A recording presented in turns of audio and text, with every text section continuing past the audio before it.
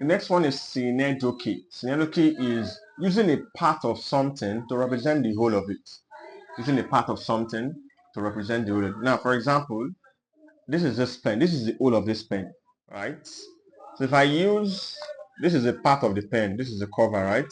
So if I use this to represent the whole of this together, that is what we call Synecdoche. Using a part to represent the whole. Now this is for all of my body, right?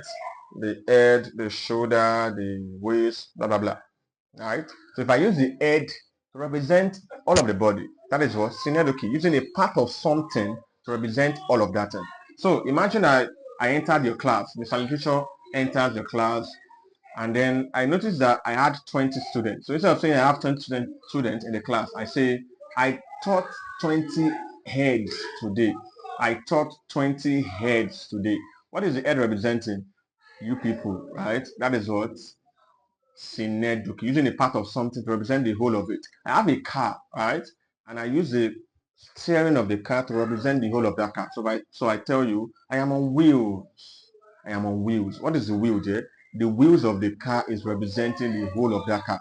The tires of the car, right? Representing the whole of that car. Or the steering of that car representing what the whole of that car. That is what Synecdoche. So if I said all hands should be on deck. What is hand representing? The whole of the people that are working, right? All hands should be on deck. That is what? Synecdoche. That's Synecdoche. The next one is metonymy. Now, metonymy is very close to Synecdoche. So, metonymy is using something to represent another thing that is closely associated with that thing. So, I'm representing something with another thing that is closely related to that thing. Now, in Synecdoche, we are representing something with part of that thing. In metonymy, we are using something else that is closely related to that thing to represent it. That is what we call metonymy. Now, a very good example is we have those that are old, for example. How do we represent those that are old? We use gray hair, right? So gray hair. So if I said the gray hair of our society should be taken care of, the gray hair of our society. Who are the gray hair?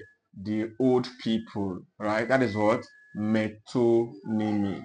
What am I doing? I'm substituting a word or a phrase with something that is closely associated with that phrase. That is what metonymy. So if I said, let's say we have a king, right? And what represents the king? The king, the crown. So if I said the crown has come, right? The crown has come. That is what is also a form of what? Metonymy, because I'm representing the crown with what? With the king. That is what metonymy. If I ask you, how many Shakespeares have you read? How many Shakespeares? Can you read Shakespeare? Shakespeare is a person, right? So how many William Shakespeare's books have you read? I can say how many Shakespeare. So that thing is related to that thing. So I use to represent it. That's what we call metonymy and Synecdoche.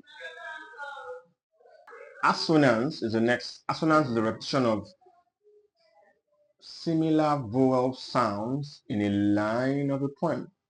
Repetition of identical or similar vowel sounds in a line of the poem.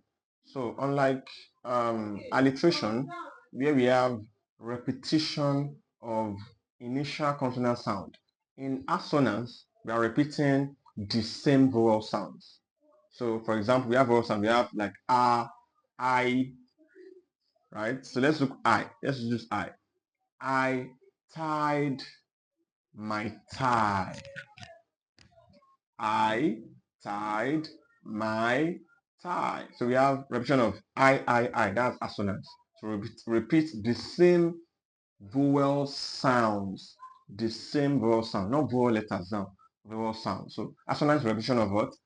Vowel, similar vowel sound. So if you want to repeat eh. So if I said I trekked to the tent to the pets, to meet the pets. I trekked to the tent to meet the pets. So I have eh. That is assonance.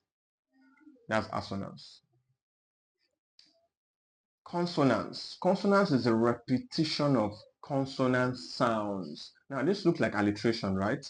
But the difference is that While alliteration starts from the beginning, while alliteration talks about initial consonant sound, like Peter Pan is planting plantain in the plantain plantation, that's P P P P P. Consonants has to do with between the words or at the end of the word, right? Between the words or at the end of the word. So if I said Peter planted a plantain, okay, I'm still using PPP, right? So let's say so we have he struck a streak of bad luck. So we have struck. The key happens at the end of that word, right? A streak of bad luck. That is consonant. So we are repeating a particular sound in between that word or at the end of each word. So instead of having Peter Pan, so we can have Peter planted a tattoo. So here we have in between Peter, right? Peter. What is that? Consonants. Unlike alliteration, where we have the repetition coming at the beginning of each of the word, initial. So that is what? Consonants.